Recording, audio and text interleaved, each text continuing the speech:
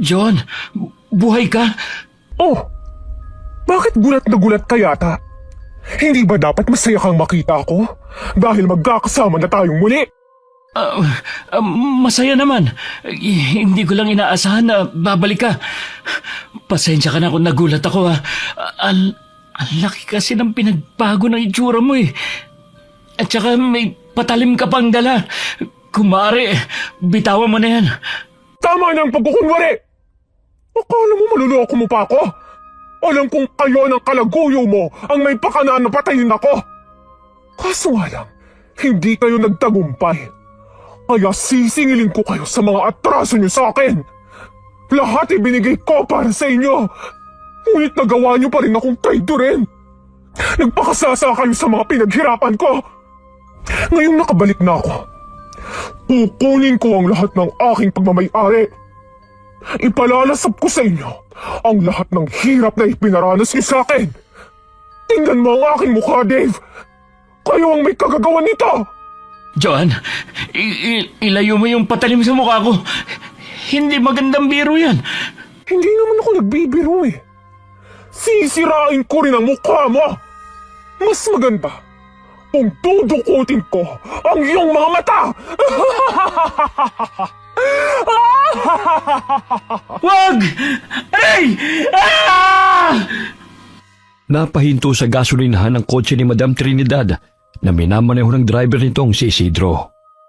Malayo pa lamang inatatalaw niya na ang dalagita na madalas na naglilinis ng kanyang sasakyan tuwing napapagiwi siya roon. Pinagbusan niya ito ng bintana at binati siya nito bitbit ang basahan. Magandang umaga po, ma'am. Gusto niyo po bang linisin ko ulit ang salamin ng sasakyan niyo? Maalikabok na po. Oh, nag-iisa ka lang yata. Nasa lang kasama mo? Ayun po, hindi raw makakilos. Gutom na raw po kasi siya eh. Hindi pa ba kayo nakakain? Mag-aalas 12 na. Isang pirasong pandesal lang po kasi ang almusal namin. Hindi pa po kasi nakabenta ng kalakal. Oh, heto. May sandwich ako rito. Sa inyo na. Matagal ko na rin kayo nakikita sa lugar na to eh. Hindi ba kayo nag-aaral? Hindi na po, ma'am. Patay na po kasi ang mga magulang ko. Tsaka si Nancy, umalis sa kanilang bahay dahil madalas na sinasaktan siya ng kanyang amain at tiyang. Eh saan naman kayo nakatirang dalawa? Kahit saan po. Malapad naman po ang kalsada eh. Ay, Diyos ko. Napakadelikado sa inyo matulog sa lansangan. Tawagin mo ang kaibigan mo. Sumama kayo sa akin. Doon na muna kayo manuluyan sa bahay ko habang wala kayong matitirhan. Talaga po, ma'am? Pwede po kaming maging katulong ni Nancy. Maglilinis po kami ng bahay niyo, paglalaba, at kahit ano pong ipag-uutos niyo susundin namin.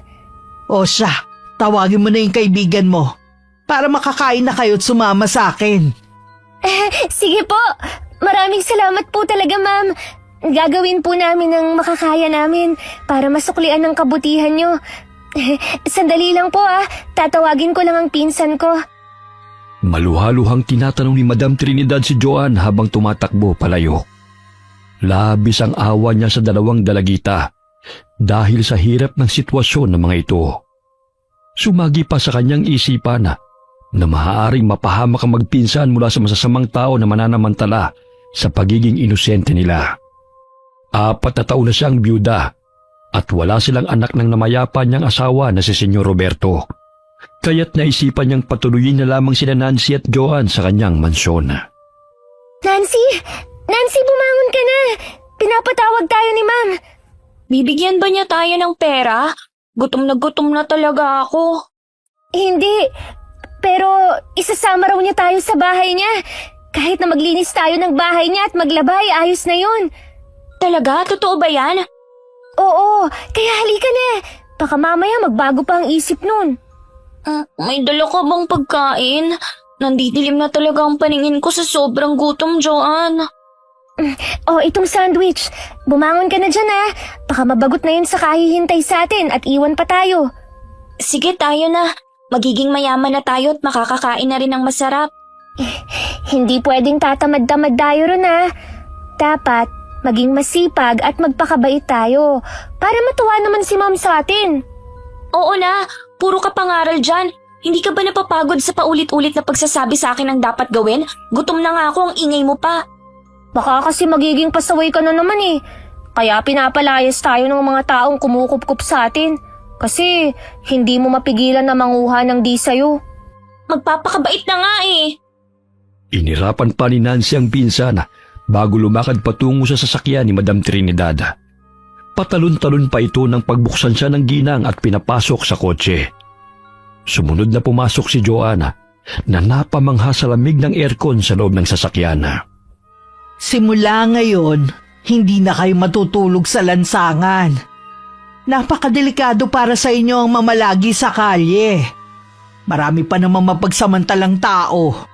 Ibig sabihin sa bahay niyo na kami titira? Ang laki siguro ng bahay niyo, ma'am, no? Hindi naman masyado, sakto lang. Huwag kayong mag-alala, ma'am. Masipag po kami ni Joanne. Basta libre pong pagkain ay ayos na po sa amin. Ang kulit mong bata ka. Ano nga bang pangalan mo? Nakalimutan ko kasi. Nancy po, ma'am. Ah, Nancy. Huwag kang mag-alala. Makakakain na kayo ni Joanne ng maayos at hindi na kayo magugutom pang muli. Salamat naman po kung ganon. Hindi na po kami magkakalkal sa basurahan para maghanap ng pagpag. Madalas po kasi sumasakit ang tiyan namin dahil panis na po ang pagkain na nakukuha namin eh. Kaso nga lang, kailangan naming pagtiisan yun kasi wala naman po kaming pambili ng maayos na pagkain. Basta mabait kayo, welcome kayo sa bahay ko. Manirahan kayo hanggat gusto nyo. Basta ayoko ng pasaway at nangunguha ng gamit na hindi nagpapaalam, ha? Masusunod po yan, ma'am. Mabait po kami ni Joanne. Mami na lang ang itawag nyo sa akin.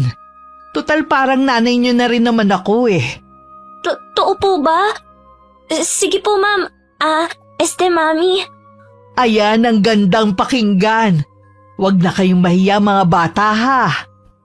Tahimik na napangiti lamang si Joanna habang kumakain ng sandwich. Umiiral ang pagiging madaldal ni Nancy kapag kaharap ang mga tao na maaari niyang mahingan ng pera. Binilhan sila ng damit ng ginang at pinakain sa fast food. Pagdating nila sa mansyon, humanga ang dalawa sa laki ng bahay. Nakakabingi ang katahimikan sa loob ng mansyon. Sinalubong sila ng katulong na si Mimi na asawa ni Mang Isidro. Simula ngayon dito na kayo titira. Ihahatid kayo ni Mimi sa inyong silid para makapaglinis na kayo ng katawan. Wow! Ang laki po ng bahay niyo, ma'am. Parang simbahan. Oo nga po. Tsaka nakakatakot hawakan ng mga gamit. Baka mabasag. Nakakatuwa talaga kayong mga bata. O siya, sumunod na kayo kay Mimi para maituro na niya ang silid nyo. Naging masipag ang magpinsan sa pagtatrabaho sa mansyon. Tinutulungan nila si Mimi sa paglilinis at paglalaba. Bagamat paminsan ay umiiral ang katamaran ni Nancy sapagkat madalas siyang nahuhuli ni Joanne na natutulog katabi ng mga labahin. Upang hindi mapagalitan ay siya nang gumagawa noon imbis na ang pinsan. Pinag-aral sila ni Madam Trinidad at itinuring na anak. Batid ng ginang na may pagkapasaway si Nancy dahil madalas ito nakikipag-away sa mga kaklase nito. Salungat kay Joanna na pursigido sa pag-aaral at nangunguna sa klase.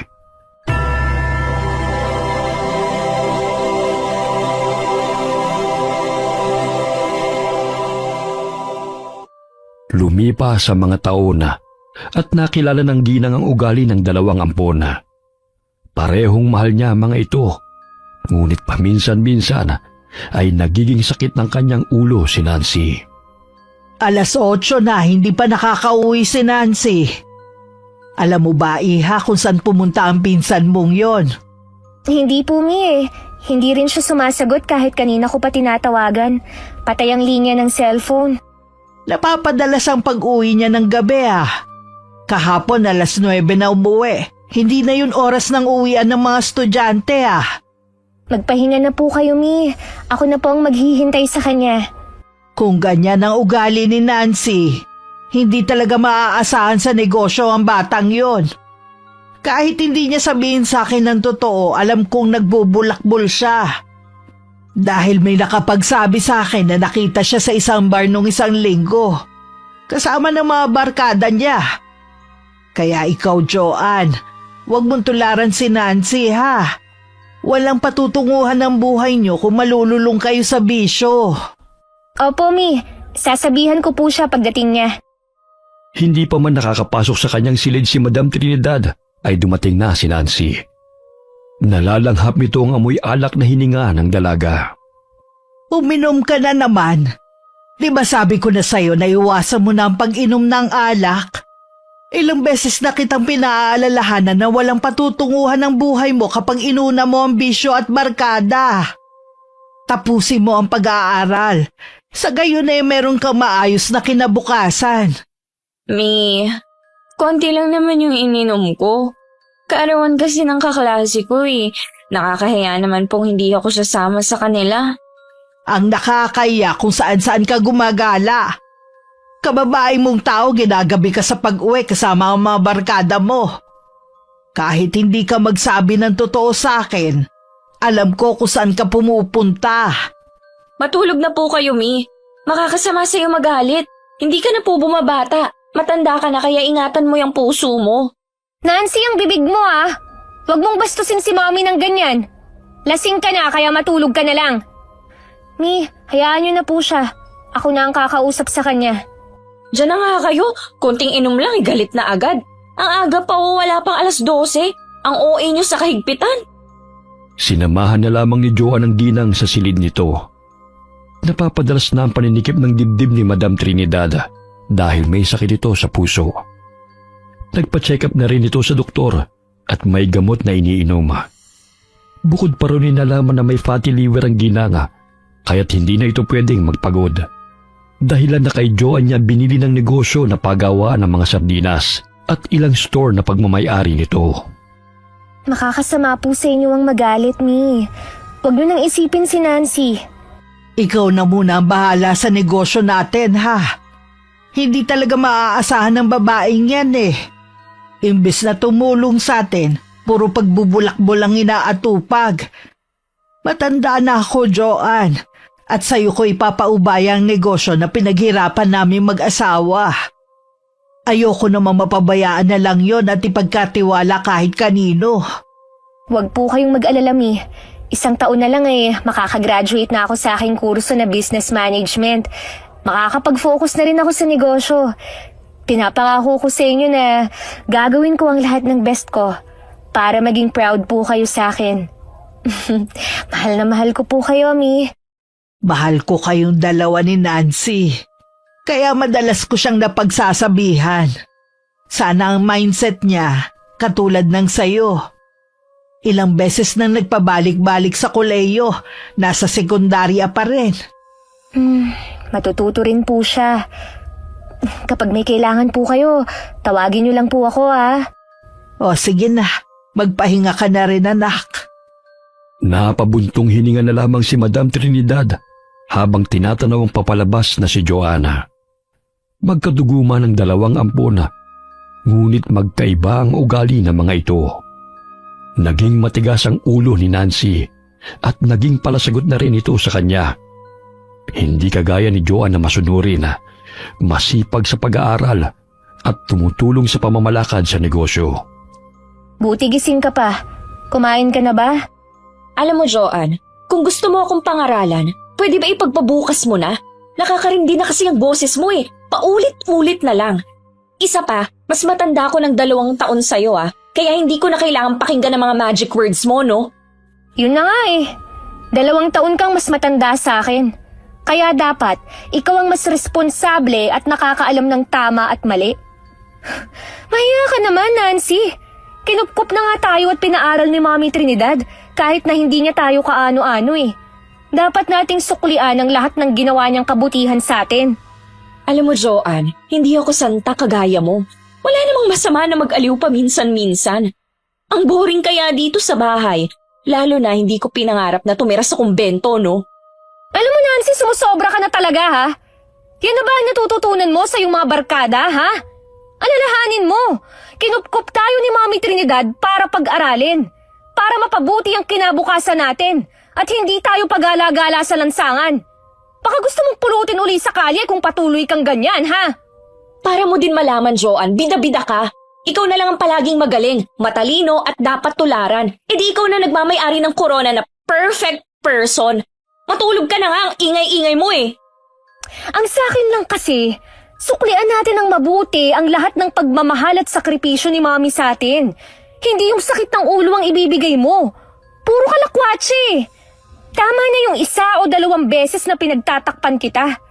Pero hindi pwedeng palagi na lang. E di isumbong mo, palibhasa, umiiral na naman yung pagkasipsip mo. Tumahimik na lamang si Joanne na lumabas ng silid ng pinsana. Malaki ang pinagbago ng ugali ni Nancy mula nang mapasama sa kanyang mga barkada. Noon tamad lamang sa gawaing bahay. Ngunit kalaunan ay naging palaway at mainitin ang ulo kapag sinisita sa maling ginagawa nito. Nakapagtapos sa kolehiyo si Joanne sa kursong Business Management. Kaya't labis ang tuwa ni Madam Trinidad nang parangalan ng dalaga bilang cum laude. Bagamat nakaismid si Nancy nang marinig na pinagmamalaki na naman ng ginang sa mga amiga nito ang tagumpay ni Joanna. Nag-celebrate sila sa mansyon kasamang malalapit nilang mga kaibigan. O diba? Ikaw na talaga ang matalino girl at paborito. E di ikaw nang pinagpala. Tigil-tigilan mo ako sa kagaganyan mo, ha? Kung inuna mo ang pag-aaral kaysa pagka-cutting classes, sana sabay tayong nakagraduate ngayon. Kaya pagbutihan mo ang pag-aaral mo para makagraduate ka na. Nakakatamad ng mag-aral eh, sasabog ng utak ko. Hindi pa pumapasok sa isip ko yung mga lessons. Palibhasa, alak ang palagi mong iniisip. Tse, paminsan-minsan na nga lang eh. Hindi lahat nabibigyan ng pagkakataon na makapag-aral. Ang swerte nga natin dahil nakilala natin si Mami eh. Dahil kung hindi, sigurado akong naghihirap pa rin tayo hanggang ngayon. Tama na nga yan, ipapakilala ko sa iyo mga kaibigan ko. Inimbitahan ko sila. Sayang naman ang handa kung wala namang gaanong tao. Ayan na sila, girl. Hi, girls. Siya ba yung pinsan mo, Nancy? Oo, siya nga pala, girl. Si Dave, kaibigan ko. Dave, si Joanne, pinsan ko. Nice to meet you, Joanne. Tama nga sinabi ni Nancy na matalino ka. Hindi lang yun. Maganda pa. Salamat. Kumain na kayo. Wala naman talaga akong bisita bukod sa 2 kong kaibigan eh. Paano ka makakabisita? Hindi ka naman friendly. Puro mga trabahador sa pagawaan ng sardinas sa mga nakakasalamuha mo. Kulang na nga lang, maging sirena ka na sa madalas mong nandun sa pabrika eh. Grabe ka naman. Okay na ako kahit sina Sheena at Lady lang ang kaibigan ko, no? Ang importante, totoo sila. Kesa naman marami, pero fake friends naman. Lumalabas na naman ang katarayan mo, Nancy, ha? Party to ng pinsan mo. Kaya huwag mo namang awayin. Ganun lang talaga kami ng pinsan ko kung mag-usap. Para bang magsasabunutan, pero we love each other. Pakagatlabi pa nitong tinitigan ng matalim si Dave. Kaya't hindi naging komportable si Joanne sa tinginan ng dalawa. Minabuti niyang puntahan ang mga kaibigan. May iwan ko na muna kayo, ha? Pupuntahan ko lang sina Lady at Sheena. Hindi na mga bata ang mga yun, kaya na nilang kumain. Tsaka ayaw mo bang makilala ng lubusan si Dave? Lalo na't wala ka pa talaga naging boyfriend, girl. Naku, mamaya, langawin ka na. Hindi ko pa priority ang mag-boyfriend, no? Ang dami ko pang mga plano sa buhay eh. Sinasabi mo lang yan dahil wala pang nanliligaw sa'yo. Itong si Dave, nasisiguro kung magugustuhan mo siya. Mabait at gwapo. Nako, Nancy. Kung pinagsawaan mo lang naman, wag na, no? Ang lagkit ng titigan nyo kani-kanina lang eh. Magkaibigan lang kami, no? Hindi siyang tipo kong lalaki. Mas bagay kayong dalawa.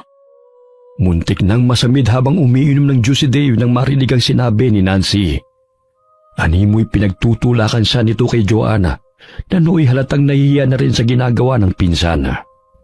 Ano ka ba, Nancy? Pwede bang tumigil ka na? Pinagtitingin na tayo ng mga bisita, oh. Hayaan mo sila. Iba naman ang agenda ni na Mami eh. Paminsan-minsan, lumandi ka rin kasi. Hindi yung palagi ka na lang seryoso. E di sana magmadre ka na lang kung ayaw mong ligawan. Lukarot ka talaga. Maging ang kaibigan mo, nahihiya na rin sa pinaggagawa mo eh. Hayaan mo siya, sanay na yan sa akin. Isa pa, mga walang yaya mga kaibigan ko, no? Ay, ewan ko sa'yo, Nancy. Tuluyan nang umalis si Joanne sa kinaroroonan ng pinsana sapagkat hindi na siya komportable sa panunukso nito sa kanya kay Dave. Natapos ang selebrasyon ng alas 10 ng gabi at nagsiuwian na rin ang mga bisita. Bagamat ang gabing yun ay simula ng pagpaparamdam ng binata kay Joanna hanggang sa araw-araw na itong bumibisita sa mansyon. Nahihiya may mas minabuti ng dalaga na kausapin na lamang ang binata. Dave, ikaw pala. Nakaalis na si Nancy eh. Pumasok na sa eskwela. Hindi naman siya ang pakay ko rito eh, kundi ikaw. Pwede ba kitang yayaing lumabas? Ha? Pasensya na ah. May pupuntahan pa kasi ako eh. May kailangan pa akong asikasuhin sa store. Ah, ganun ba? Gusto mo, samahan na kita. Naku, hindi na. Kaya ko naman ng sarili ko eh. Isa pa, nandyan naman si Mang Isidro. Wala naman akong gagawin eh. Sa pagkakaalam ko, malayo ang store nyo rito. Bago ko makalimutan, ito palang bulaklak para sa'yo, Joanne. Salamat. Nag-abala ka pa talaga. Joanne, pwede ba kitang maging kaibigan? Nakakahiyaman sabihin pero gusto kasi kitang makilala ng lubusan eh. Kung ano-ano siguro ang pinagkikwento ng pinsan ko sa'yo tungkol sa akin, oh. Pasensya ka na kagabi, ah. Baliw lang talaga si Nancy. Kaya kung ano-ano na lang ang lumalabas sa bibig nun. Ako talaga nagkusa na puntahan ka. Kung pwede lang naman na maging kaibigan mo. Hindi kita mamadaliin. Pero pwede bang sa ngayon, maging driver mo muna ako? Sige na nga. Ang kulit mo rin eh. Yun! Tara na! Ay teka, sabihan ko na lang si Mang Isidro para makapagpahinga na rin muna siya rito. Kinuha ni Dave ang cellphone sa kanyang bulsa nang marinig niyang tumutunog ito. Nakita niyang tumatawag si Nancy, kaya agad niya itong sinagot. Hello, Nancy. Nandito na ako sa bahay niyo. Sinundo ko na si Joanne. Mabuti't pumayag. Mabuti naman kung ganon. Sinabi ko nang marupok din yung pinsan ko eh. Mabait naman yan, kaya kilalanin mo ng lubusan. Gumala kayo para makuha mo ang loob niya. Hay nako, alam mo naman... Tayo na? Nasabihan ko na si Mang Isidro. O siya, aalis na kami. Mamaya ka na tumawag. Agad na pinatay ni Dave ang cellphone nang mapansin si Joanne na naroon sa kanyang likuran. Pangiti niyang hinarap ang dalaga at kinindatan pa niya ito. Sorry, may kausap ka pala. Tumawag ang pinsan mo. Siniguro talaga na nandito na ako. Ano pa ang sabi niya? Sasamahan kita at ipapasyal kung saan mo gusto. Alam mo, Joanne, mahal ka talaga ni Nancy. Binabalaan pa ako na ingatan daw kita. Malilintikan pa ako kung may mangyaring masama sa'yo. Tayo na nga. Tinanghali ako ng alis eh. Dahil pinainom ko pa si Mami ng gamot. O, kumusta na pala siya? Ayun, ayos naman. Yun nga lang, pinagbawalan siya ng doktor na mapagod. Kaya hindi na siya pumupunta sa pabrika. Paminsan-minsan na lang siya bumibisita sa mga store namin. Kaya, eto, busy ako. Sa'yo na talaga pinagkatiwala ni Madam ang negosyo niyo, ha? Hindi lang naman sa akin eh. Pati na rin kay Nancy. Kaso nga lang, lukarit ang babaeng yan. Ayaw pumunta sa pabrika dahil tutubuan daw siya ng kaliskis dun. Paano ba naman kasi? Pinalilibutan siya ng sardinas dun. Nakakatawa ka rin palang kausap, Joanne. Akala ko seryosong tao ka eh. Hindi no. May kalokohan din namang nalalaman. Lalo na kung kaming mag-usap ni Nancy. Naku, parang nag-aaway palagi. Pero normal na sa aming dalawa yun. Mula pa pagkabata magkasama na kami. Kwento niya sa akin ang buhay niyo. Humanga nga ako sa inyong dalawa eh. Lalo na sa'yo, Joanne. Bakit naman? Dahil nag-aral ka ng husto at nakapagtapos. Hindi ka tulad ng pinsan mong yun. Puro lakwat siya. Ex-girlfriend siya ng pinsan ko. Kaso naging close kami noon pa man. Kahit naghiwalay sila, nanatili ang pagkakaibigan namin. Ah, ganun ba? Hindi ko na maalala kung sinong boyfriend niya ang tinutukoy mo. Ang dami rin kasi niyang pinakilala sa akin eh. Nakalimutan ko na nga ang mga itsura ng mga ex niya. Habang tinatahak nila ang daan patungo sa store, ay patuloy silang nag-uusap. Hanggang sa natagpuan ni Joanne ang sarili na hindi na naiilang kay Dave. Lumipas ang ilang linggo. Nagkamabutihan sina Dave at Joanne dahil sa madalas nilang pagsasama. Hanggang sa nanligaw ang binata sa dalaga at sinagot niya ito. Talaga bang sinasagot mo na ako, Joanne? Sampalin mo nga ako kung hindi ako nananaginip. Gusto mo yatang bawiin ko pa eh. Ay, hindi na. Basta mahal, pangako ko sa'yo na hindi kita sasaktan. Gawin mo na lang, wag puro salita. Action speaks louder than words, no? Kahit araw-araw ko pang pagsigawan na mahal kita. Gusto mo, umakyat pa ako sa tuktok ng puno at ipagsigawan yun eh. Loko-loko! Mula sa ikalawang palapag ng mansyon ay natatanaw ni Nancy ang masayang pag-uusap ni na Joanne at Dave. Kaya't bumaba siya ng hagdan at nakisali sa dalawa. Biglang nahinto si Dave sa pagkipagkulitan kay Joanne nang mapansin ang papalapit na si Nancy. Oh, bakit parang ang saya niyo yata? Ah, Nancy, sinagot na kasi ako nitong pinsa mo eh. Salamat dahil ikaw ang naging tulay para magkalapit kami. Ah, ganun ba? Eh di mabuti, para naman hindi matigang yan sa Joanne. Luka-luka ka talaga. Anong matigang ka riyan? Napaka-dirty-minded mo. Oh, bakit? Diyan naman kayo papunta ah. Isa pa, huwag ka ng pa-inosente effect, girl. Sa panahon ngayon, hindi na uso yan. Namiss ko ng mag-night out. Labas naman tayo, girl. Anong night out? Usapan natin kapag nakagraduate ka na, ako mismo ang manlilibre sa'yo sa night out. Sa ngayon, mag-focus ka muna sa pag-aaral. Ang pag-aaral, hindi talaga para sa akin eh. Huminto na lang kaya ako. At ano naman ang gagawin mo, Aber? Eh ayaw mo nga ring magtrabaho sa pabrik eh, dahil nalalansahan ka sa mga sardinas. Tapos kahit magbantay ng store, ang bilis mong mabagot. Natahimik na lamang si Nancy. Ilang sandali umalingaw-ngaw sa loob ng mansyon ng malakas na sigaw ng katulong na si Mimi na nagmumula sa silid ni Madam Trinidad. Kaya't dali-dali nilang tinungo yun upang tukuyin kung ano nangyayari. Sumambulat sa kanila ang umiiyak na katulong at nakahandusay na si Madam Trinidad. Hawak-hawak nito ang dibdib dahil inatake ito ng stroke. Dali-dali silang tumawag ng ambulansya dahil pangalawang pagkakataon ng na-stroke ang ginanga. Sa pagkakataong yun ay hindi na ito nakaligtas dahil pumutok na ang ugat nito sa utak. Halos gumuho ang mundo ni na Joanne nang sabihin ng doktor na pumanaw na ang kinikilala nilang ina. Kaya napayakap na lamang siya kay Nancy na nooy umiiyak na rin. Nancy, wala na si Mommy. Paano na tayo ngayon? Hindi pwede to. Baka naman pwede pa siyang maagapan, ha? Sinabi na ng doktor na patay na si Mommy. Ginawa naman nila lahat ng makakayanan nila, ngunit wala na talaga eh. Alam kong mahal na mahal niyo si Madam Trinidad. Pero mas mabuti na rin nakapagpahinga na siya kesa naman araw-araw niyang nilalabanan ang sakit niya. Hindi pa rin talaga ako makapaniwala na wala na si Mommy. Kahit ako rin, Joanne. Binuro lang labi ni Madam Trinidad sa mansyon. Araw-araw na umiyak si Joanne dahil sa pagdadalamhati. Dinamayan sila ni Dave sa kanilang pagluluksa sa pagpanaw ng kinikilala nilang ina. Pagkalipas ng isang linggo ay inilibing si Madam Trinidad, katabi ng puntod ng asawa nito. Gusto pa sanang manatili roon ni Joanne, ngunit inaya na siya ni Nancy at Dave. Sa gayon ay makapagpahinga na rin ito. Umuwi na tayo, Joanne. Tayo na lang ang nandito. Mauna na lang kayo. Dito na muna ako.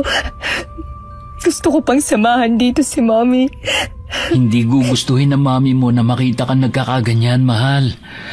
Magpahinga ka rin. Simula nang mamatay si Madam, wala kang maayos na tulog at palagi ka na lang nagpupuyat. Mamaya ikaw naman magkasakit niyan. Umuwi na tayo, Joanne. Dumidilim na oh. Baka maabutan pa tayo ng ulan dito. Oo nga, tumahan ka na. Dahil ayaw din ng mami niyo na umiiyak kayo. Hanggang dito na lang talaga ang buhay niya. Joanne, dahil wala na si Mami, paano na yung mga naiwan niya? May pinagkatiwalaan siyang abogado. Wala din akong ideya sa bagay na yun eh. Isa pa, kalilibing lang ni Mami. Kaya, kung maaari, huwag na muna nating pag-usapan ng bagay na yan. Nagtatanong lang wala namang masama doon ah. Wala nga. Ayoko lang pag-usapan yan sa ngayon. Okay.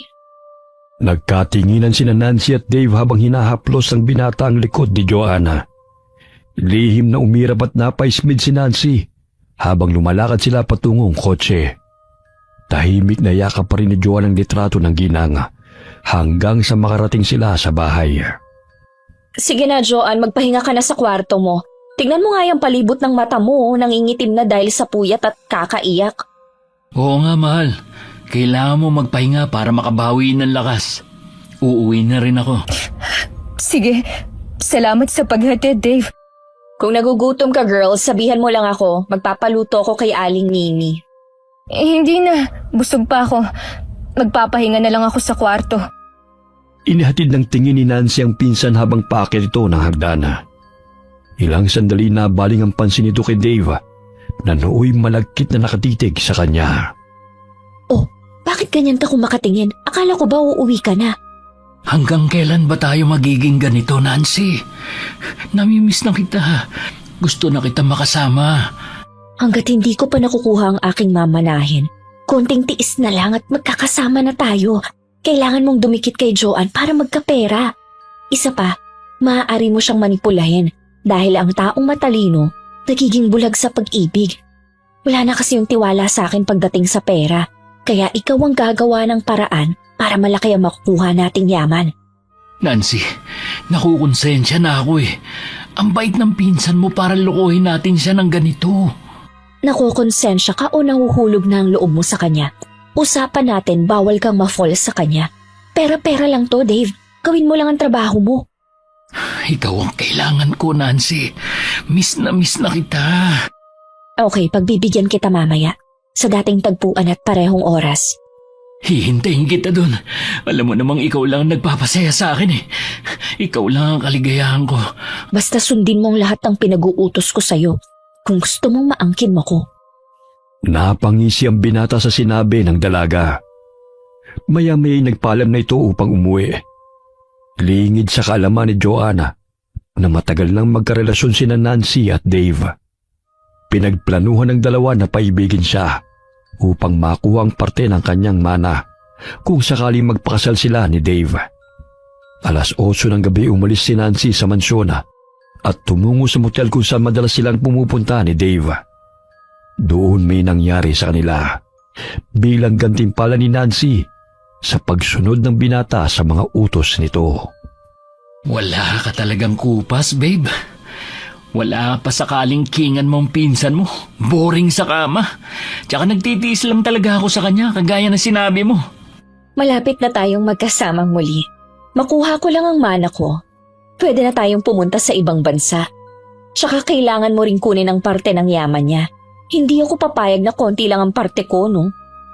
Pareho kaming ampon. Ako ang nakatatanda. Kaya dapat mas lamang ang akin. Tiram mo naman siya kahit konti. Kahit papano may pinagsamahan naman kayo. Pwede naman yung isang store sa kanya. Hindi naman siya maluho, kaya sapat na yun kay Joanne. Isa pa, hindi bagay sa kanyang maging mayaman. Dahil parang ka-level lang talaga ni Joanne ang katulong. Parang hindi mo pinsan si Joanne kung magsalita ka. Naiinis kasi ako minsan sa kanya eh. Pabida. Siya na lang palagi ang tama sa mata ni Mami noon pa man. Sayang ka na naman. Nagsalubong na naman yung kilay mo. Mas maganda ka at makinis kaysa sa kanya. Kaya hindi ka dapat ma-insecure. Teka. May nangyari na ba sa inyong dalawa? Oo. Di ba sabi mo gawin ko lahat para mahulog ang loob niya sa akin? Parte ng pagiging magjowa namin ng romansa, di ba? Bakit ngayon mo lang sinabi sa akin? Mamaya nag-e-enjoy ka na pala sa kanya at ipagpalit mo na ako. Naku, nagseselos ka na naman eh. Siyempre hindi ko sinabi sa'yo dahil hindi naman tayo nag-uusap palagi. Isa pa, strategy ko yung ipakita na loving and caring ako. Sa gayon, effective ang pagpapanggap natin. Oo na, gets ko na. Kahit mabuntis mo pa siya, wala akong pakialam. Basta marami akong parte sa mana. Muling hinalikan ni Dave sa labi si Nancy at muling may namagitan sa kanila. Tila walang kapaguran ng binata sa labis na pagnanasa sa katawan ng dalaga. Samantala, kinabukasan, nagising si Joan nang tumunog ang kanyang cellphone at ang abogadong tumatawag sa kanya. Sinabi ni Atty. Cruz na gusto nitong makausap ang magpinsan tungkol sa last will ni Madam Trinidad. Kaya't agad siyang bumangon at tumungo sa kwarto ni Nancy. Bagamat nagtaka siya kung saan na naman ito pumunta, kaya tinawagan niya ang pinsan. Hello, Nancy. Nasaan ka? Pupunta raw rito ngayon si Atty. Cruz. May sasabihin siyang importante. Pinuntahan ko lang ang kaibigan ko. Sige, uuwi na rin ako. Maya-maya nandito na si attorney. Hihintayin ka na lang namin. Okay, bye. Oh, saan ka pupunta? Minsan lang tayo magkasama, aalis ka na agad. Kailangan kong umalis dahil pupunta ang abogado sa bahay. Babasahin ang last will and testament ni Mommy. Excited na akong makuha ang mamanahin ko. Sinabi ko na sa kanya dati na sa akin ang mansyon. Talaga? O siya, hatid na kita ron. Tanga ka ba? Hindi ka pwedeng pumunta sa bahay ngayon, no? Mamaya pag hinalaan pa tayo. O di kaya may makakita sa atin. Agad na umalis ng motel si Nancy sakay ng taxi. Malalim na buntong hininga ang kanyang pinakawalan ng bumaba ng sasakyan na may malapad ng ngiti sa kanyang labi. Mapapasakin ang mansyong ito at ang pera na naiwan ni Mommy Trinidad. Magagawa ko ng lahat ng gusto ko at hindi ko na kailangan pang mag-aral. Nandiyan na pala si Nancy, attorney. Late na ba ako? Hindi pa naman. Pinagmerienda ko na lang si attorney habang hinihintay ka namin. Sige na po, attorney. Ready na po kami. Basahin niyo ng last will ni Mommy. Nancy, umayos ka nga. Parang kiti-kiti ka naman eh. Ang sabi mo, nanggaling ka sa kaibigan mo. Bakit may mga pulang marka yung leeg mo? Kinamot ko ang kati-kati. Maalikabok at may mga surot ang kwarto niya kaya itong inabot ko. Parang kiss mark yan eh. Tapatin mo nga ako. Hindi ka sa bahay ng kaibigan mong babae pumunta kagabi, no? Kundi sa boyfriend mo. Pwede ba mamaya na natin pag-usapan yan? Nakakahiya kay attorney, oh. Inirapan ni Nancy ang pinsan at nabaling ang tingin sa kumakain na abogado. Ilang sandali nagsalita na ito at nagsimula ng basahin ang last will and testament ni Madam Trinidad. Babasahin ko na ba, Nancy? John? Ako si Trinidad Sanchez. Nagdedeklara na ito ang aking huling habilin at testamento. Kailangan na magtulungan sina Nancy at Joan sa pamamalakad ng cannery sa gayon pantay ang hatian sa kita. Kailangan makapagtrabaho ni Nancy sa pabrika ng 1 taon upang matutunan niya kung paano ang pamamalakad sa cannery, maging sa mga store bago makuha ang kanyang parte sa mana. Hindi maaaring tanggalin ng mga trabahador na matagal nang nagtatrabaho sa cannery, maliban na lamang kung may ginawang hindi ka nais-nais na ikababagsak ng negosyo. Ang mansyon ay mapupunta kay Joan bilang gantimpala sa lahat ng sakripisyo upang mapalago ang negosyo at madagdagan ng 3 branches. Maiiwan rin sa kanya ang 3 store na siya mismo ang naghirap.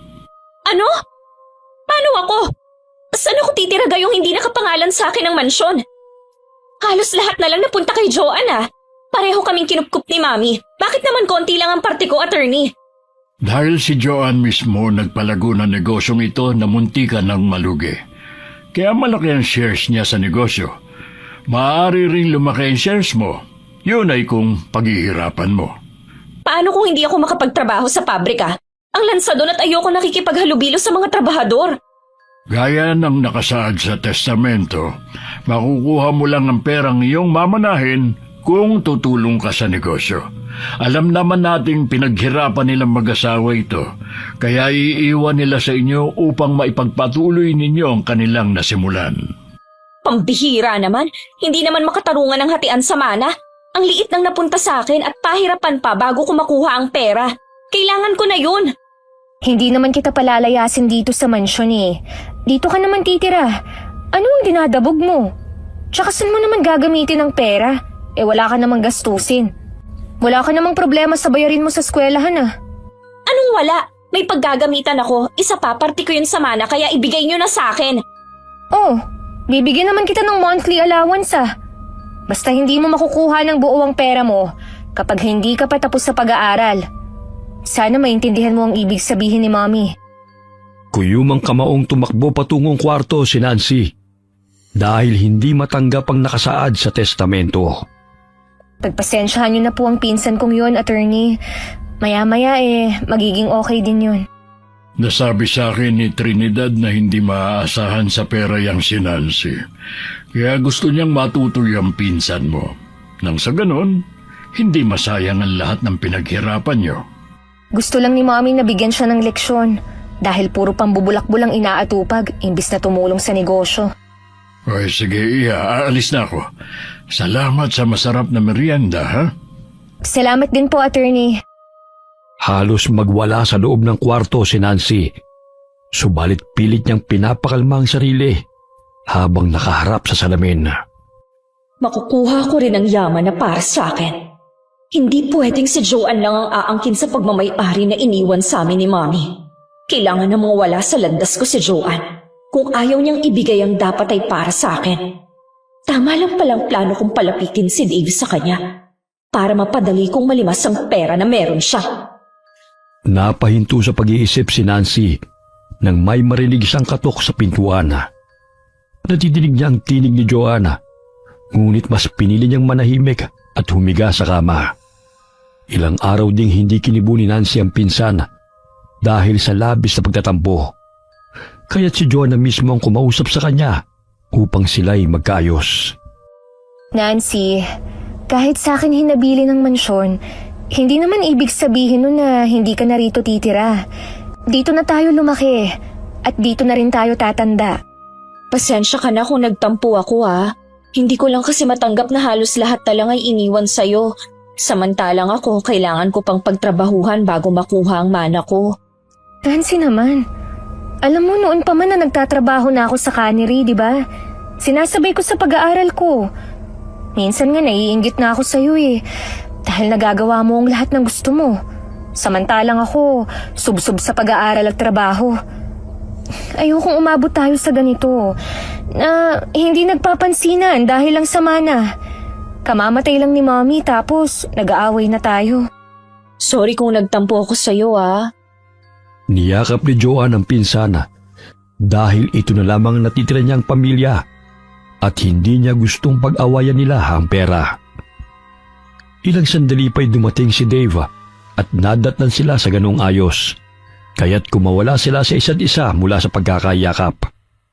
Hinatid siya ni Dave sa pabrika, ngunit lingid sa kanyang kaalaman na may masamang plano na namang namumuo sa isipan ni Nancy. Kinagabihan, alas 9 na ng gabi nang nakauwi sina Joanne at Dave. Nagulat siya nang biglang may humarang ng mga kalalakihan sa kanilang daraanan. Dave, may mga tao. Ano kayang kailangan nila sa atin? Mga armado sila. Tatawag ako ng pulis. Mukhang nasa panganib tayo. Nabitiwan ni Joanne ang cellphone nang biglang pukpukin ng lalaki ang salamin ng kotse gamit ang baril. Nagkataon na walang dumadaan sa lugar na yun, kaya't palakas ang kabog ng dibdib ng dalaga. Hindi sila makadaan dahil ang kotse ng mga ito'y nakaharang at pilit silang pinabababa sa sasakyan. Bumaba na kayo! Baba!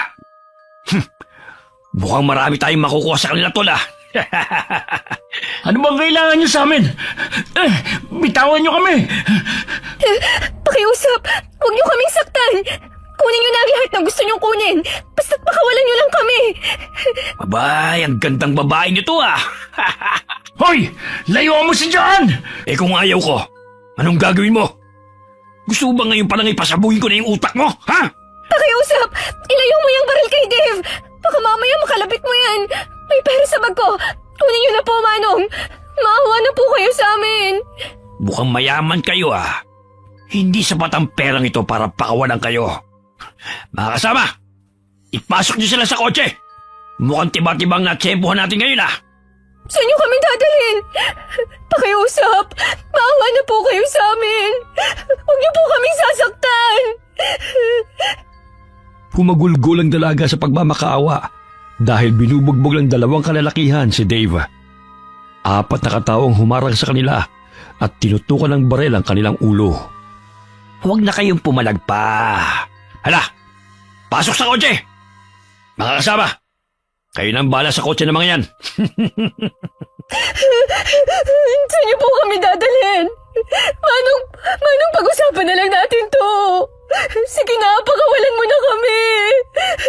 Huwag mo akong daanin sa pagmamakaawa dahil hindi na ako maaawa sa'yo. Sapagkat ang gusto ko'y limpak-limpak na salapi. Dave, may sugat ka. Ayos lang ako, mahal. Ikaw, nasugatan ka ba? Hindi. Pero ikaw, mukhang malalim ang sugat mo sa noo, ah. Ang sweet nyo naman magjowa. Ay, ako hindi ako pinalad na magkaroon ng malambing na nobya eh. Pangit na nga, manloloko pa. Kaya yun, pinasabog ko ang bungo niya para hindi naman pakinabangan ng iba. Manong, alam kong may kabutihan pang natitira dyan sa puso mo. Sige na, pakawalan mo na kami. Kabutihan? Wala ako niyan, Neng. Kaya nga dinuot ko kayo eh. Dahil hindi na uso sa akin yan. Masama akong tao. Kita mo? Takot kayo sa akin. Tumahimik ka na lang kung ayaw mo magkalat ang mga utak niyong dalawa sa kinahupuan niyo. Habang lumalalim ang gabi, ay papalayo na sila ng papalayo sa lugar kung saan sila naroon. Kaya ganun na lamang ang takot ni Joan sa maaari nilang kahantungan ni Dave. Nanghihina na rin ang binata dahil sa pambubugbog ng mga lalaking dumukot sa kanila. Ilang sandali pa'y napahinto sila sa isang lumang gusali. Kinaladkad sila ng mga lalaki papasok sa madilim na lugar na yon. Aray! Nasasaktan ako! Pakiusap! Patiwan mo ako! Ang arte mo! Huwag na kasi kayong pumalag! Kung gusto niyong humaba pa ang mga buhay ninyo! Para lang naman ang habol niyo sa amin, di ba? Bibigyan ko kayo! Pero hindi ko may bibigay yun kung nandito ako! Huwag mo nang bilugin ang mga ulo namin. Dahil matagal na itong bilog. Kahit magsisisigaw ka pa, walang makakarinig sa'yo rito. Hindi kayo makakatakas. Dahil walang nakakaalam sa lugar na ito. Nakasalbahe kayo! Pakawalan niyo kami rito! Teka! Saan niyo dadalhin si Dave? Manong, maawa na kayo! Huwag niyo siyang saktan! Itinulak ng isang lalaki si Joan sa madilim na silid. Tangi ang liwanag lamang ng buwan ang nagbibigay sinag sa madilim na paligid. Kinaladkad nila si Dave hanggang sa hindi na ito matanaw ng dalaga. Napahalukip-kip ito sa sulok ng silid dahil sa labis na takot at pangamba. Nangangatog ang buo niyang katawan dahil hindi niya alam kung anong kanilang sasapitin sa kamay ng mga kalalakihan. Sumilip siya sa pintuan upang tingnan kung anong ginagawa ng mga ito sa nobyo. Ngunit bumungad sa kanyang harapan ang isang lalaking nakatakip ng itim na tela ang mukha. Saan kayo pupunta? Manong, nasaan ang kasama ko? Maawa na po kayo sa amin. Wala naman po kaming kasalanan sa inyo, ah. Huwag ka ng maraming tanong pa. Ang pinakaayaw ni boss ay ang maingay. Kaya tumahimik ka na dyan. Pero nasaan na ang kasama ko? Anong ginawa niyo sa kanya? Bakit hindi ko na naririnig ang boses niya? Nagmamakaawa ako sa inyo. Pakawalan niyo na kami. Tumahimik ka! Bumalik ka sa loob! Huwag mo akong galitin dahil hindi ako magdadalawang isip na patayin ka! Lingid sa kalaman ni Joan na dinala ng mga kalalakihan si Dave malayo sa gusali at pinagsasapok nito ang mga lalaki na dumukot sa kanila. Mga gunggong! Nilakasan niyo talaga yung pagpukpok sa ulo ko, no? Muntik pa ako mamatay sa ginawa niyo ah! Pasensya na po, boss. Sabi kasi ni ma'am na gawin namin ang makatotohanan ng pagdukot sa inyo para matakot po yung babae. Oh, ano sabi ni Nancy sa inyo? Dito na muna raw yung babae niyan. Tapos ikaw ipahatid na lang sa mga tauhan ko. Palalabasin na dinala ka sa malayo. Sinira niyo pa yung cellphone ko, mga buwisit kayo! Pasensya na po, sir. Hindi ko sila sadyang maapakan kanina. O sige, umalis ka na nga sa harapan ko. Kundi lang ako nagpipigil kanina, pinatay na kita. Ang sakit ng noo ko ah! Napatakip ng ulo ang lalaki gamit ang mga braso nito nang ambaan siyang susuntukin ng binata. Ilang sandali tumunog ang cellphone ng lalaki at gusto makausap ng tumatawag si Dave. Ilang sandali pa'y sumakay ng kotse ang binata at iniwan sa madilim at masukal na lugar na yon si Joanna kasama ang mga kalalakihan. Napalukip-kip sa sulok ng silid si Joanna hanggang sa masandalan niya ang maliit na pinto ng silid at nabuwal siya. Nasira ang maliit na pinto. Makakatakas na ako rito. Mabuti at may exit door ang kwartong pinaglagyan sa akin. Pero, kailangan kong hanapin kung saan nila dinala si Dave. Narinig ng dalaga na may paparating kaya't dali-dali siyang gumapang palabas ng silid na yon. Ngunit nakita siya ng lalaki na tumatakas kaya hinabol siya nito. Hoy! Saan ka pupunta? Bumalik ka rito! Hinila nito ang paa ni Joan pabalik ng silid kaya't gano'n na lamang ang pagpupumiglas ng dalaga. Aray! Bitiwan mo ako! Hayop ka! Iisahan mo pa talaga ako ah! Ako mananagot kapag nakatakas ka! Kaya halig rito! Walang hiya ka! Bitiwan mo ako! May nakapang bato si Joanna kaya't walang pag-aalinlang ang pinukbok niya yon sa ulo ng lalaki. Ngunit sinuntok siya nito sa sikmura dahilan na makaramdam siya ng sakit sa kanyang puso na. Naramdaman niyang nanghina ang lalaki dahil napuruhan niya ito sa ulo. Kinuha niya ang baril nito at itinutok niya yun sa ulo ng kalaban. Sinong nag-utos sa inyo na dukutin kami? Kung hindi ka magsasalita, masasabugin ko tong bungo mo! Huwag mong gawin yan. Inutusan lang kami. Maniwala ka. Sino nga ang nag-utos sa inyo na dukutin kami? Isa pa, nasaan na ang kasama ko? Sige, magsasalita na ako. Ilayo mo na yung baril. Baka mamaya makalabit mo pa yung gatilyo. Magsalita ka na kasi. Nanginginig na ang kamay ko. At hindi malayong maiputok ko tong baril sa ulo mo. Yung kapatid mo. Oh, siya. Yung magandang babae at yung lalaking kasama mo. Pakiusap, huwag mo akong patayin. Inutusan lang nila kami kapalit na malaking halaga. Sino Nancy at Dave? Totoo ba yung sinabi mo, ha?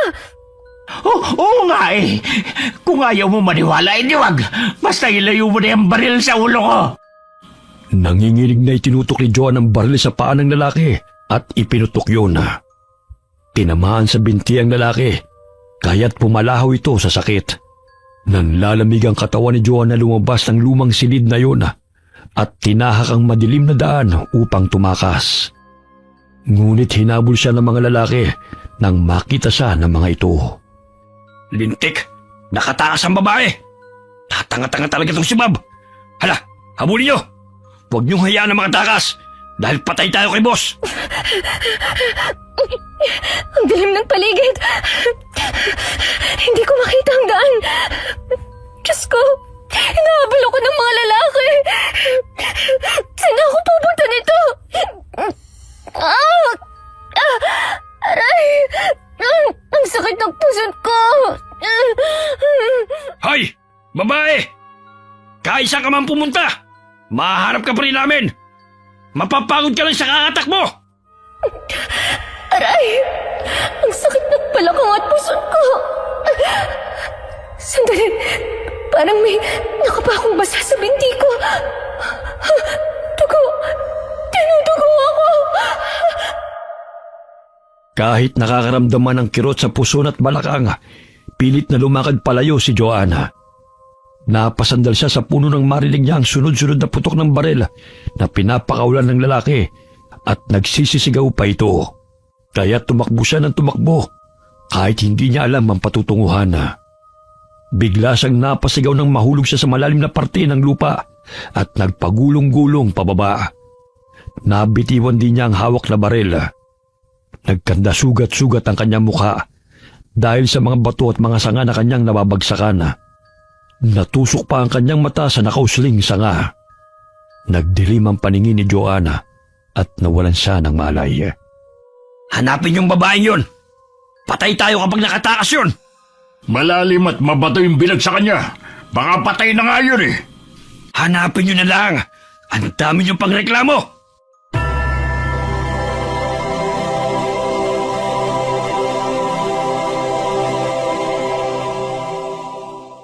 Nagkalat ang dugo ni Joan nang hilahin at kargahin siya ng matipunong lalaki sa likod nito.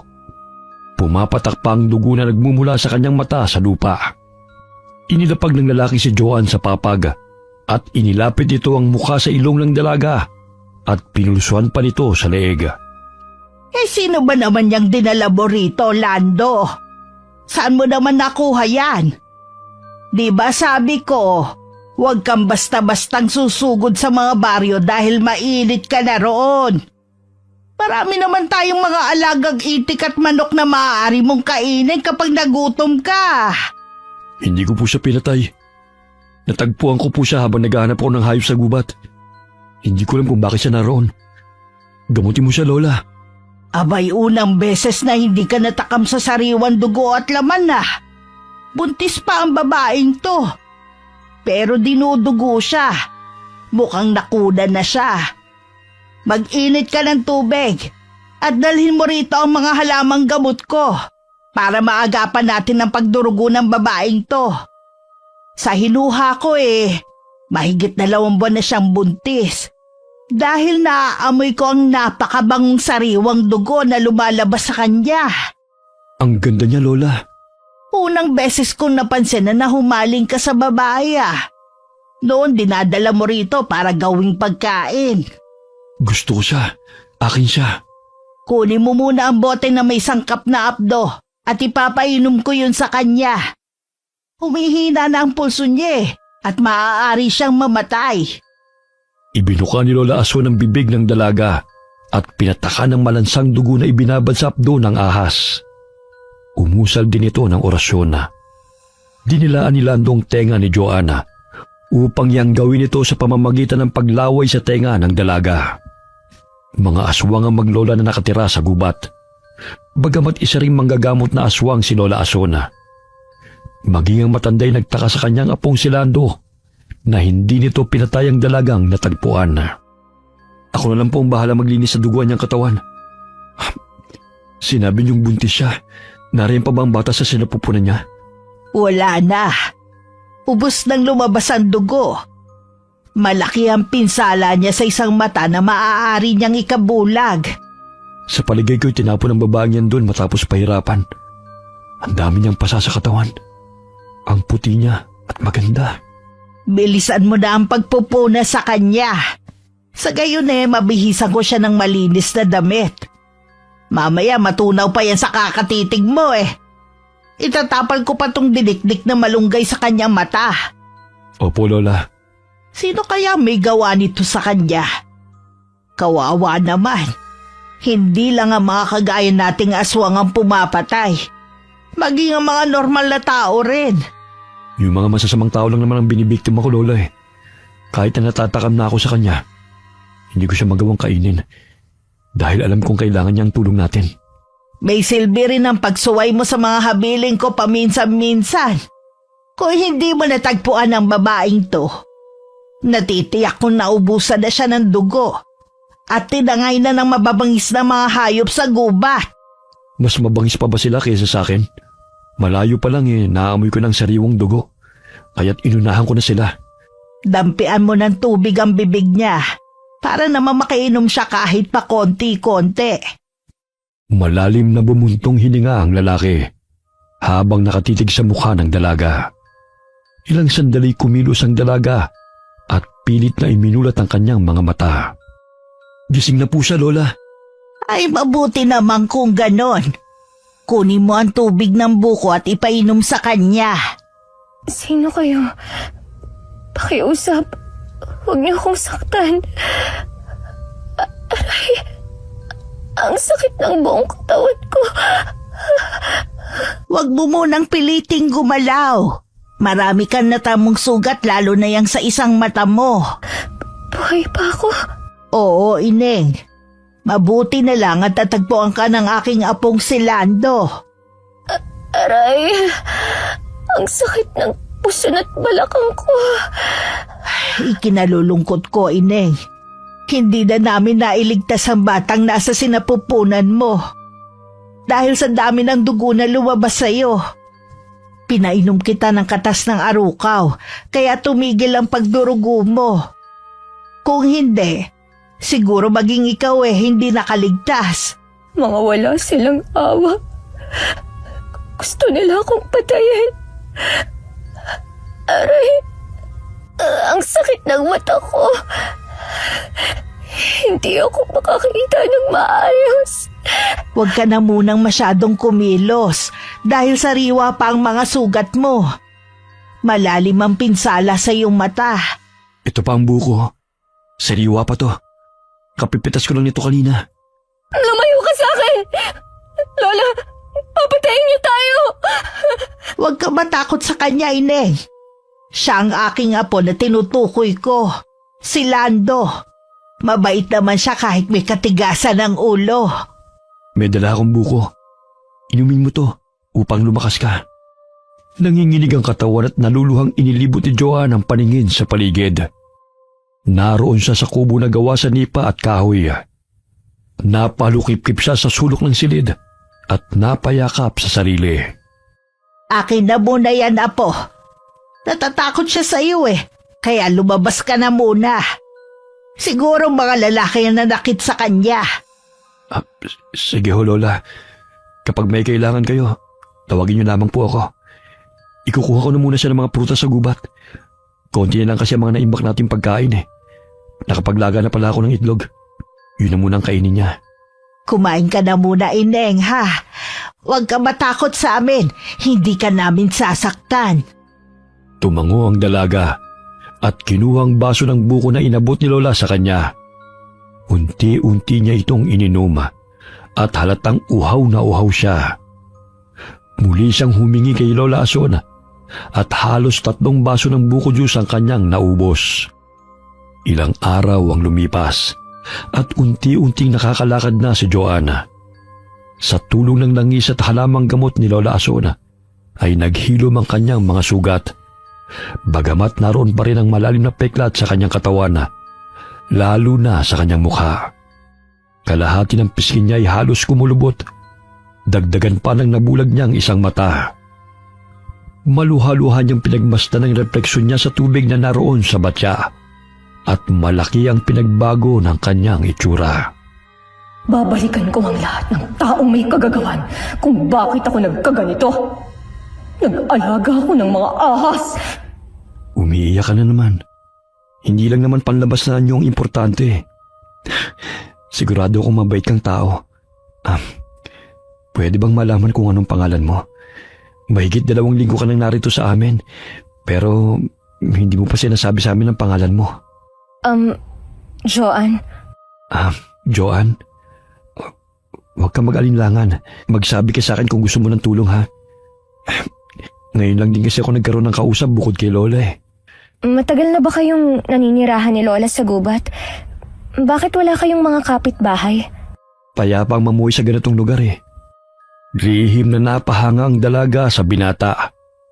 Moreno ito at hindi may pagkakaila na may kagwapuhan itong taglay. Kapag nabihisa ng maayos ay aangat ang gandang lalaki nito. Yun nga lamang ay punit-punit ang pantalon at ang damit nito na parang basahan. Buti naman kasa sa yung duster ni Lola. Pasensya ka na.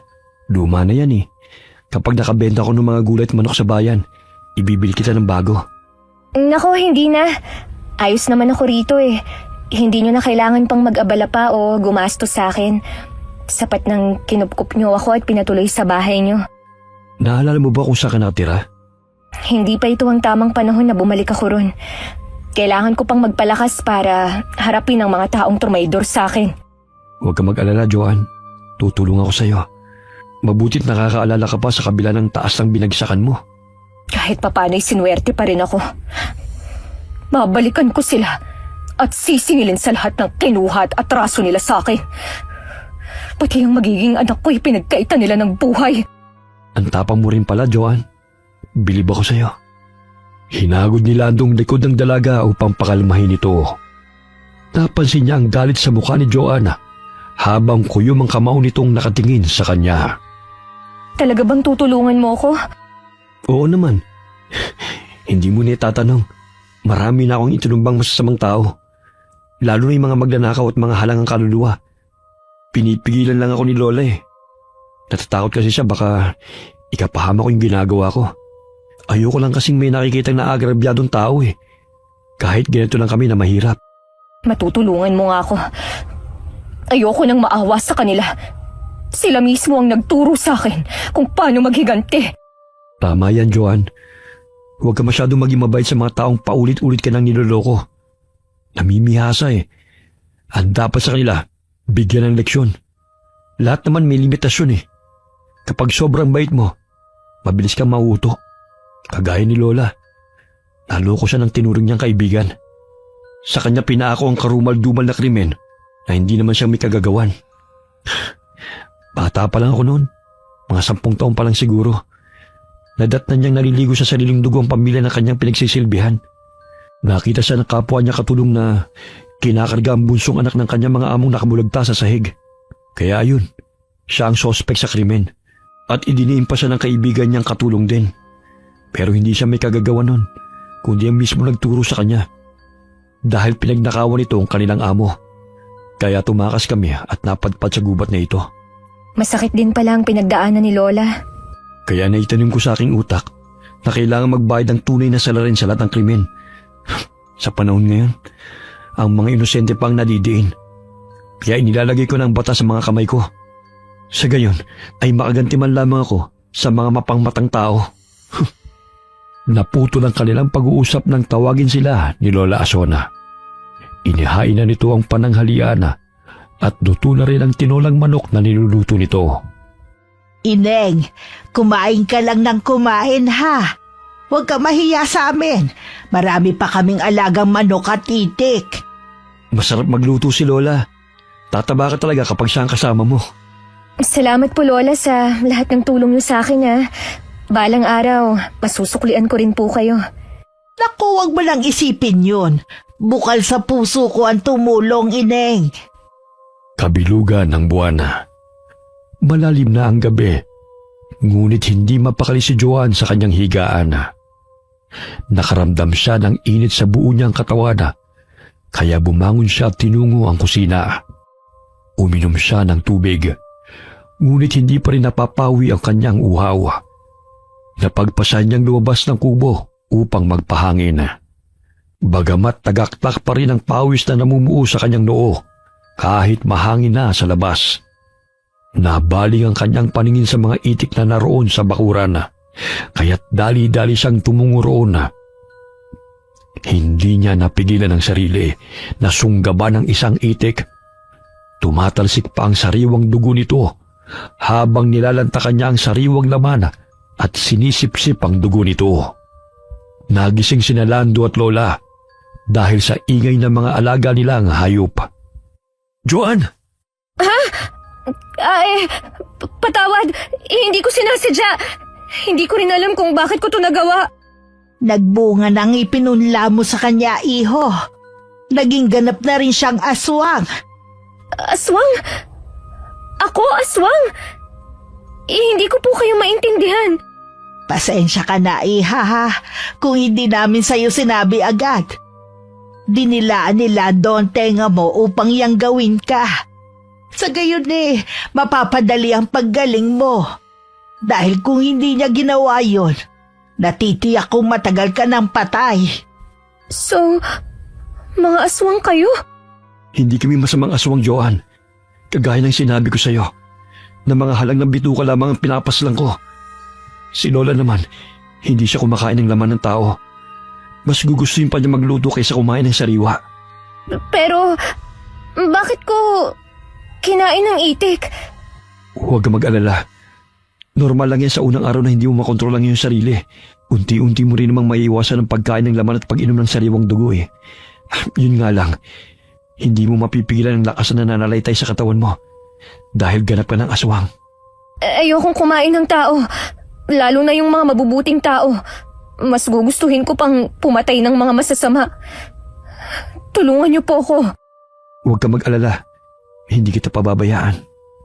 Mahigpit siyang niyakap ng binata at hinalikan sa noo kahit puno ng sariwang dugo ang mukha nito. Hindi niya may pagkakailan na naramdaman niya ang tunay na pagmamahal mula sa binata dahil naging mabuti ito sa kanya kahit wala siyang yaman. Joan, tatapatin na kita. Ginawa kong iyang gawin ka dahil gusto kong mabuhay ka. Simula na matagpuan kita, napamahal ka na sa akin. Pasensya ka na kung ito lang ang naisipan kong paraan upang madugtungan ang buhay mo. Wala naman akong pera para dalhin ka sa ospital eh.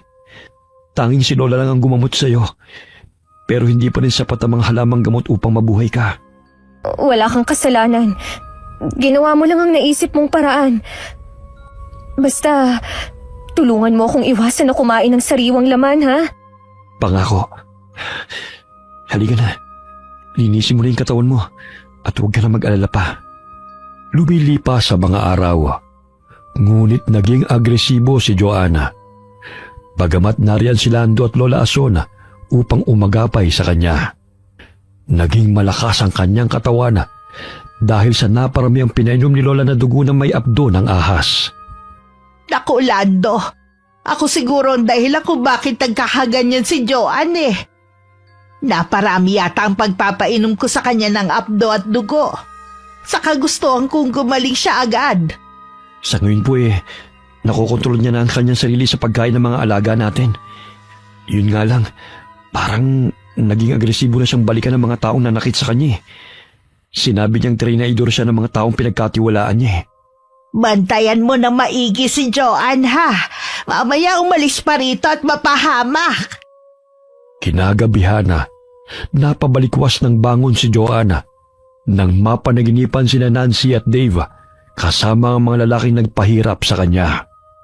Tumatawa pa ang mga ito habang nakaharap sa kanya habang siya'y nasa silya. Ito na ang tamang panahon na balikan ko kayo. Hindi ko hahayaan na magpakasasa kayo sa lahat ng perang pinaghirapan ko. Mga traitor! Kinuha niya ang palakol na nakasandal sa dingding at umalis ng bahay. Nagising si Lando. Naminog ang kanyang mga mata nang mapansin na wala na sa papag na hinihiga nito si Joanna. Lumabas na naman siya. Kumakatay niya talaga ang ulo ko sa kanya. Ayun siya. Dinala pa talaga ang palakol ko. Masundan nga siya. Dali-daling lumabas ang binata sa bahay at iniwan na mahimbing na natutulog si Lola. Napansin niyang nanilisik ang mga mata ni Joanna nang mapalingon sa kanya at inambahan siya ng hawak nitong palakol. Oops! Ako to, Joan!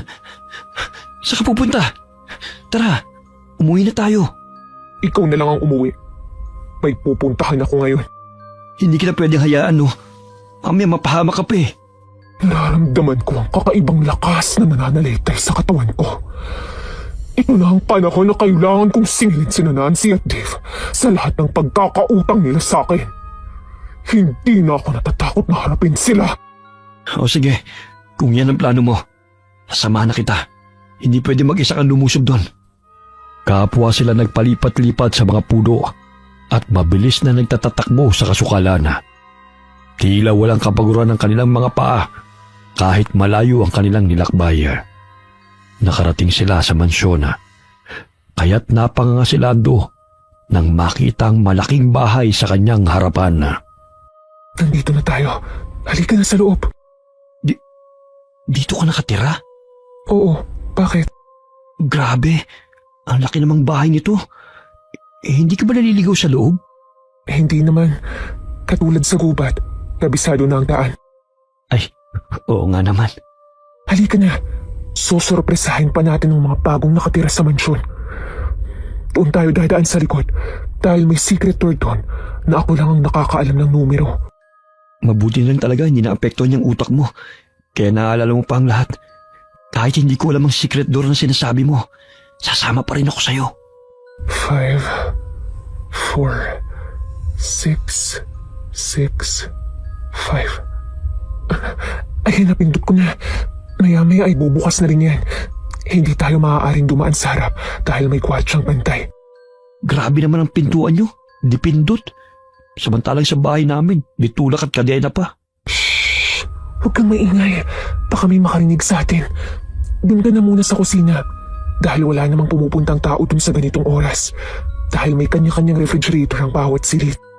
Ha? Ano naman yun? Ipapakita ko na lang sa'yo para hindi ka tanong ng tanong. Dahan-dahan silang pumunta sa kusina at binuksan ni Joan ang refrigerator. Muntik nang mapasigaw si Lando nang makaramdam ng lamig at makita na ang daming lamang pagkain. Grabe ang lamig sa loob. Pwede bang matulog dyan? Ang dami pang pagkain. Siyempre hindi. Dahil magiging yelo ka kapag pumasok ka riyan. Kumuha ka na ng pagkain na gusto mo. Ito may alak. Mukhang masarap to ha. Nagpapakasarap talaga sila sa pera ko. Pwes, gugulatin ko sila. Tumito ka na muna ha. Ako na ang papanhik sa taas. Basta bumalik ka ha. Oo. Binuksan ni Lando ang bote ng alak at nilaklak yun. Nasarapan siya kaya inubos niya ang isang bote at muling kumuha sa loob ng refrigerator hanggang sa makaramdam siya ng pagkahilo. Ang lakas yata ng tama ng alak nito sa akin pero ang sarap. Sandali, may paparating. Kailangan ko magtago. Ay, bakit nandito sa mesa tong bote?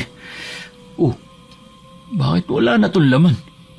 Ay nako, ininom na naman siguro ng katulong. Siya siguro yung Dave na sinasabi ni Joan. Mukhang hindi talaga mapagkakatiwalaan. Ang sabi niya walang pumupunta rito ng ganitong oras.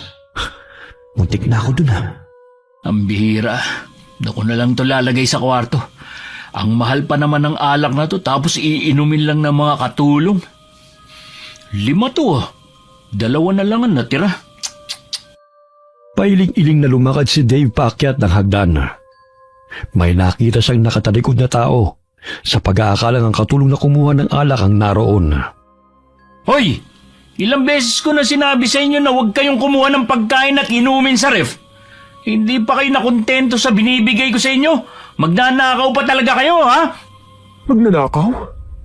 Sino kaya ang magnanakaw sa atin? Sino ka? Paano ka nakapasok dito?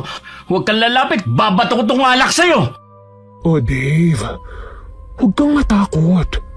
Ako lang naman ang babaeng gusto niyong patayin para maangkin niyo ng mahal kong pinsan ang lahat ng pagmamay-ari ko. Buhay ka pa palang hayop ka. Iniyakan pa kita sa pag-aakalang pinatay ka ng mga lalaking dumukot sa atin. Joan, ikaw ba yan? Oh, bakit natatakot ka? Dapat nga maging masaya ka sa pagbabalik ko, di ba? Dahil magsasama ulit tayo. Pero bakit ganyan ang itsura mo? Ang pangit, tsaka hindi na kita makilala. Kayo ang may kagagawan kung bakit ako nagkaganito. Malas niyo lang at nakatakas ako at nakaligtas. Ngayon, babawiin ko ang lahat ng sakin. Maging ang batang nasa sinapupunan ko'y pinagkaitan niyo ng karapatang mabuhay. Papatayin ko kayo. Lahat kayong nagpahirap sa akin. Bitiwan mo yung palakol, Joan. Pakiusap, maghunos dili ka.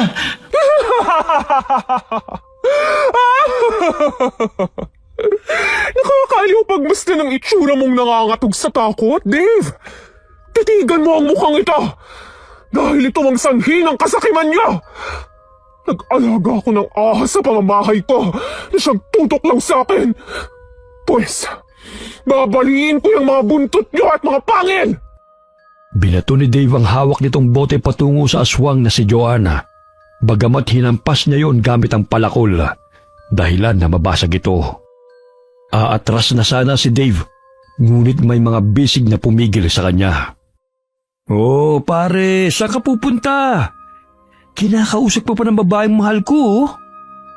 Alam mo, kahit ganyan ang itsura niya, mahal na mahal ko yan.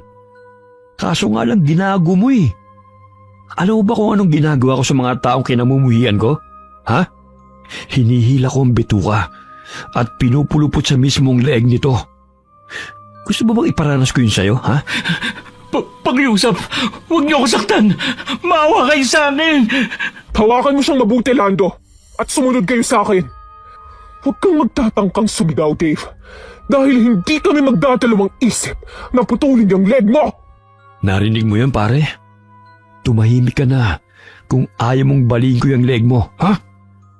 Para malaman mo, 50 ang katao ng pinatay ko. At parang madadagdagan pa ngayong gabi. Maawa na kayo sa akin. Pakiusap, ilayo mo yung palakol sa leg ko. Binuksan ni Joanne ang basement gamit ang susi na kinuha niya sa aparador. Malikabok roon dahil matagal nang hindi nililinis. Yun ang lugar na ginawa niyang library nung siya'y nag-aaral pa. Pinaupo nila sa silya si Dave at itinali ng lubid. Bantay sarado siya ni Lando, dahilan na hindi ito makapalag. Bantayan mo lang mabuti ang hayop na yan. May bibisitahin lang ako sa taas. Pakiusap, Joanne. Huwag mo saktan si Nancy. Aba? Nakakaselos naman ang pag-aalala mo sa kanya. Bibisitahin ko lang naman siya at kikilitiin ang kutsilong ito. Huwag mong gawin yan sa pinsan mo, Joanne. Hindi ka masama. Mabait kang tao na nakilala ko. Kayo ay nagturo sa akin na maging masama. Alam mo, Dave, wala na akong nararamdamang pagmamahal at awa sa inyo. Puro pot ang nangingibabaw sa puso at isipan ko. Kaya kahit magmakaawa ka man at lumuhod, hindi ko kayo mapapatawad sa lahat ng sakit na ipinaramdam niyo sa akin. Huwag ka na kasing paepal, pare. Tanggapin mo na lang kaparusahan na sasapitin mo sa kamay ng mahal ko. Kung hindi ka pa naman kasi gago eh, bakit gusto mo siyang patayin? Umalis ng silid si Joanne at tinungo ang kwarto ni Nancy. Walang nakapansin sa paglusob nilang dalawa, maging ang gwardya ang bantay. Napamangha si Lando sa litrato na nakapatong sa mesa dahil yun ang maamong mukha ni Joanne na wala pang pinsalang natamo. Ang ganda pala ni Joanne. Tapos sasayangin nyo lang? Mga halang palang bitukan nyo eh. Alam mo pare, para bang may bumubulong sa akin na patay na kita ngayon. Nasisiyan kasi akong pumatay ng taong kagaya mo eh. Ilayo mo nga yung bunganga mo sa akin. Ang baho at tumatalsik pa yung laway mo. Mas mabaho pa ang pagkatao mo kaysa sa akin. Nagbihis ka lang ng magarang damit. Ngunit hindi natatabunan nun ang kasamaan na nananalaytay sa dugo mo.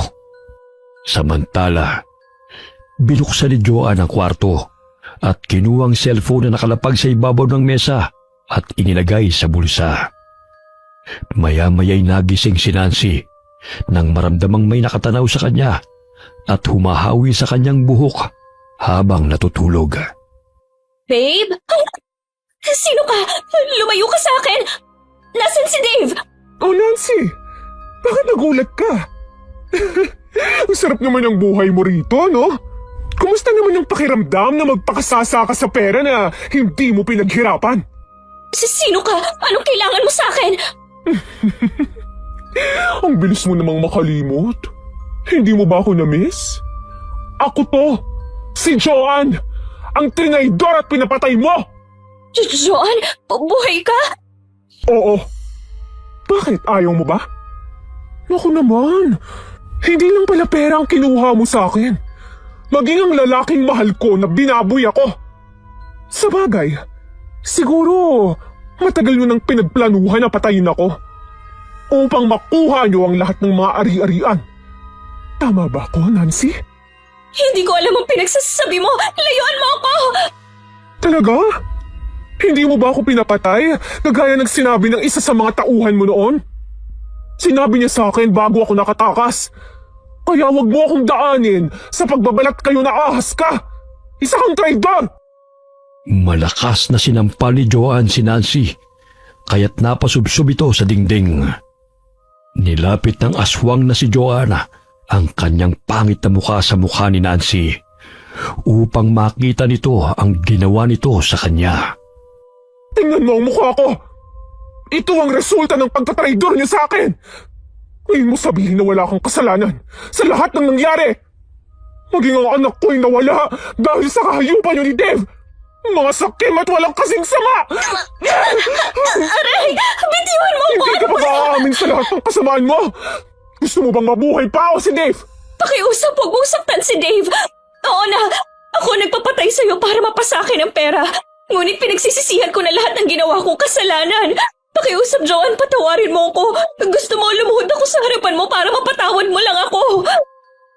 Malakas na tinadyakan ni Joanne si Nancy. Dahilan para mabuwal ito sa sahig. Hindi na ito nakaramdam ng awa kahit anong iyak ng babae, sapagkat peke ang lahat ng pinapakita nito sa kanya. Lingid sa kalaman ni Nancy na nirecord ni Joanne ang lahat ng kanilang pag-uusap sa mismong cellphone nito at ipinadala kay Atty. Cruz. Dinala nila sa basement si Nancy kasama si Dave at doon hinintay nila ang pagdating ni na attorney kasama mga kapulisan. Nanginginig sina Dave at Nancy na nakatali sa basement. Hindi makapaniwala si attorney nang makita ang mukha ni Joanne sa ganong ayos. Bagamat sigurado siyang si Joanne yun dahil nakikilala pa naman niya ang kalahati ng mukha ng dalaga. Mahigpit niya itong niyakap dahil sa hindi makapaniwala na buhay pa ito. Nanumbalik sa normal na anyo si Joanne at umiiyak na humarap sa matandang abogado. Agad na hinuli ng pulis sina Dave at Nancy sa patong-patong na kaso. Noon pa man malakas ang pakiramdam ni attorney na may kinalaman si Nancy sa pagkawala ni Joanne. Bagamat hindi lamang niya ito madiin dahil wala siyang matibay na ebidensya. Saan niyo kami dadalhin? Mamang pulis, wala ho kaming kasalanan. Baliw ang babaeng yan. Hindi po namin siya kilala. Sila ang hulihin ninyo at ang tauhan niyang lalaki. Sila ang trespassing sa bahay ko. Magpapiyansa kami at kayo yung pakukulong namin! Kausapin mo na lang ang rehas, pare. Sigurado akong pakikinggan ka naman ngayon. Magdasal ka na ngayon. Dahil hindi ka na patatawarin ng mga preso sa bilibid.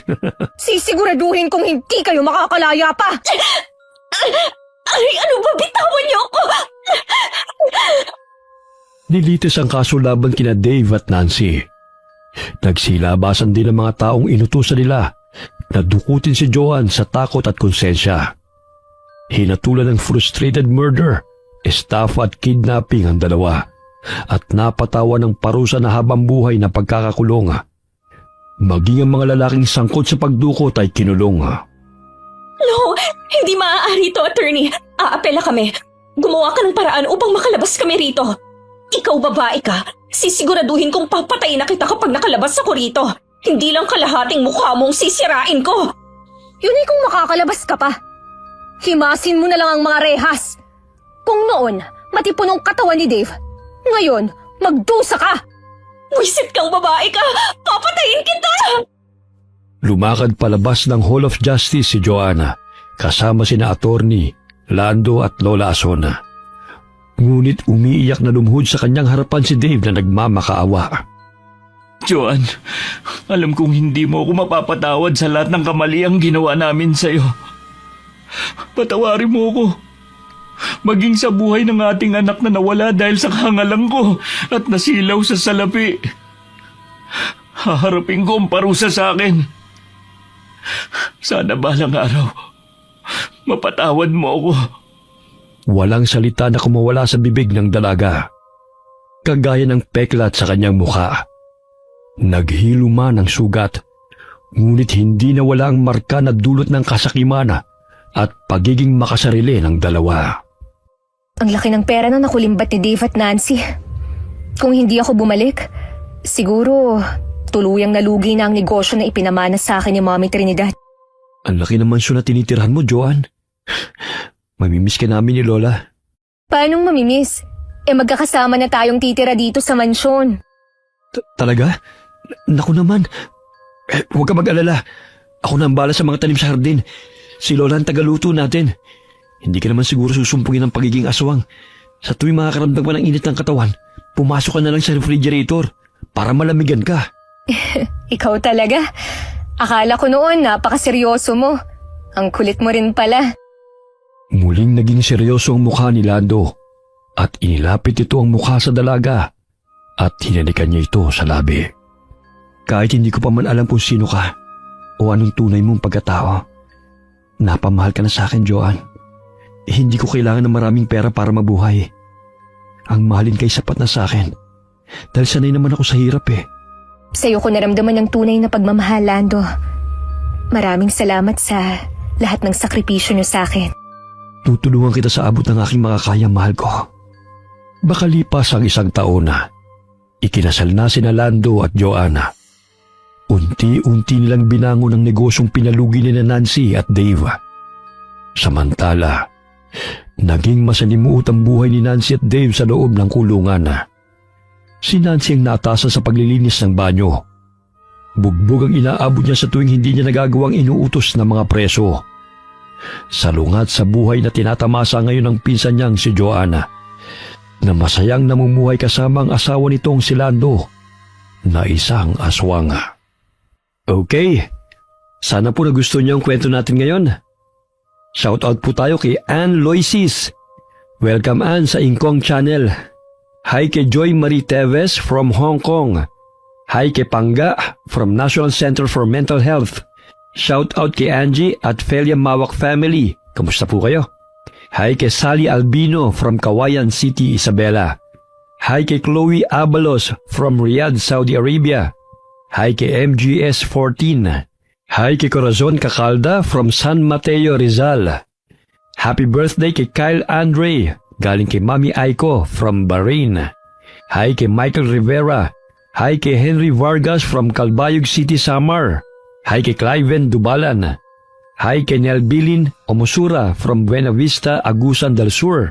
Hi kay Jose Casabuena from Iloilo. Alright, maraming salamat po and God bless all of you. Few. Few. Few. Few. Few. Few.